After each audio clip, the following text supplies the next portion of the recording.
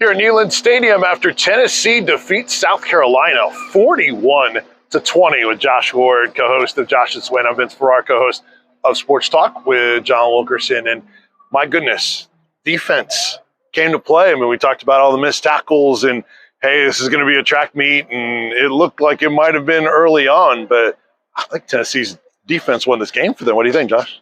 Yeah, Tennessee's defense was terrific overall. There are a few plays they want to get back. They gave up the long touchdown run early in the second half and got tricked early, but fourth down stops, tackling was much improved, and Kamal had an heads-up play to get a football that was up for grabs, take it back to the house, and even later in the second half, it's still a 14-point game. If you don't have that pick six, maybe it's a one-possession game, and South Carolina's approach is a little different. So that was a play that really mattered. But Tennessee's defense was just all over the place, made things so difficult for Spencer Rattler. Yeah, James Pierce Jr. with 2 sacks in the game, and constant pressure. Even Josh Heupel was like, I don't know what the stats were, but every time I looked up, he was affecting the quarterback. And Josh Heupel said he thought that Rattler was uncomfortable throughout the night. It certainly looked that way.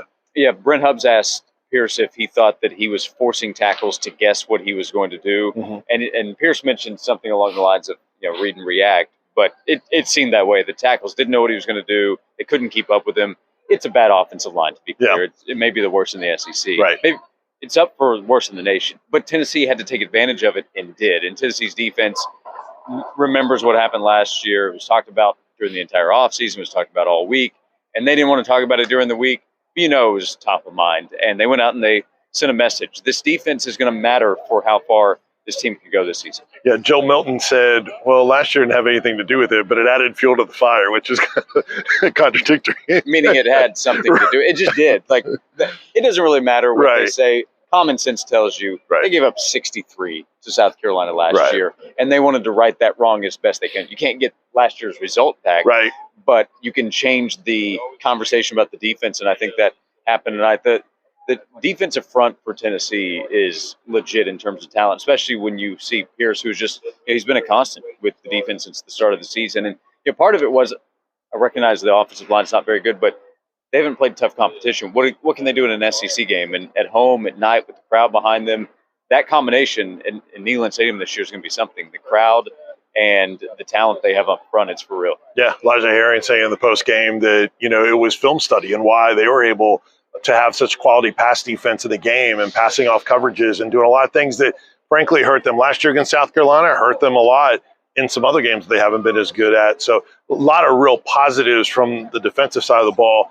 Squirrel White offensively. 9 catches on 9 targets, including an unbelievable throw inside the 5-yard line where he was asked in the postgame, how'd you make that catch? Like, I don't know. Yeah, I have to imagine it's up for catch of the weekend in college football. It's an incredible play where a lot of people may have not seen the replay, didn't even see how he caught the football. Joe Milton hadn't at the time that he spoke with the media. He was essentially perfect, right? Squirrel was going over 100 yards and catching every ball that was thrown his way. And how much are we talking in the offseason about that Joe Milton to Squirrel White connection? We saw it at the end of last season. We saw it at its finest against South Carolina. Yeah, there's no doubt. Tennessee was able to run the ball when they needed to, converting first down. Another game where Tennessee was tremendous on first downs, averaging almost a first down every first down play. A lot of real positives. And then obviously Cooper Mays back in the game. I think any of those compliments on offense could be directed back to Cooper Mays. Is big to get him back, especially because Andre Carrick wasn't available in this game. Started Gerald Mincey at right tackle. Honestly, I think that's an upgrade there, but I guess he had to earn it and maybe some guys being down.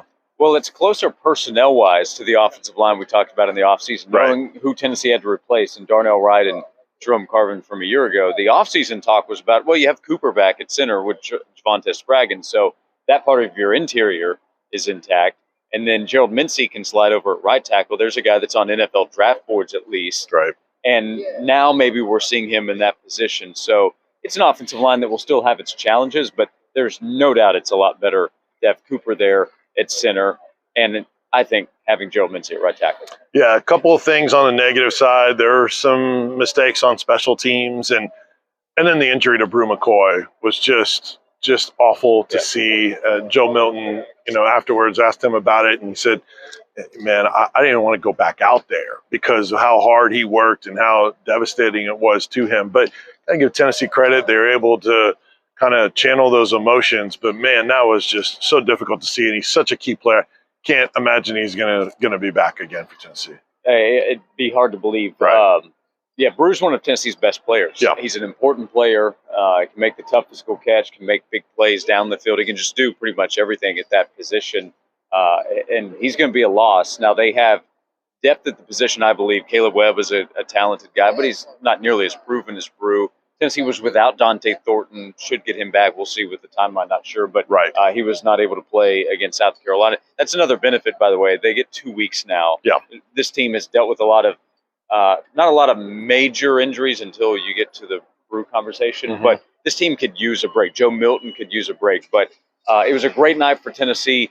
No doubt the toughest part was the Brew injury. That was hard to watch. Yeah, 1-1 in the SEC now, and a convincing win. While Georgia didn't look dominating and squeaking by Auburn today. So I imagine even though Tennessee sort of fell off the national radar based on the loss to Florida, then maybe some people start talking about Tennessee as one of those challengers, legit challengers in the East again. Maybe. I don't think anybody can look at one team and say, I'm in love with that team in the SEC, and Right. that includes Georgia. Now, Georgia's going to get the benefit of the doubt compared to the competition, and should. Right. It has the roster still, and it hasn't lost, and it has all the opportunity and a schedule that's manageable, partly because of how good they are, right? But this was also a reminder that the Florida game was one game, and there was still a great opportunity. 2 weeks to get ready for Texas A&M at home. If Tennessee wins that game, then the conversation will be, okay, let's see. So Tennessee has some work to do. And it was also a reminder being at home is different than on the road. Tennessee still has to go to Alabama and go to Kentucky, who looked great against Florida. Yeah. So there's a long way to go. That can be a good thing or a bad thing, but Tennessee did what it needed to do against South Carolina. Home field advantage seems to be a bigger deal in 2023 than even in years past when there's been great atmospheres everywhere. Yeah. It Ole Miss worked. at home. Yeah. Took advantage and pulled off a win against LSU. Yeah, absolutely. All right, listen to Josh and Jason Swain on Josh and Swain weekdays from noon until 3. Monday we'll have a breakdown of that. It is an open week, but we're still going to talk Tennessee football nonstop all throughout the week. Sports Talk 6 to 9 with John Wilkerson and myself, the Eric Gaines Show with Brian Rice, 9 a.m. to noon. And then, of course, Tyler and Will after Josh and Swain from 3 until 7 p.m. Coverage at 991thesportsanimal.com. Subscribe to our YouTube channel. All of our social media accounts are at SportsAnimal991, same handle there as well. And then Sunday Sports Sound Off with Jimmy and Tim Irwin, and so much more on the way. Josh, great job. Appreciate it. Thank you. All right, that's Josh Ward. I'm Vince Ferrara. That'll do it from Neyland Stadium. Tennessee defeats South Carolina 41-20.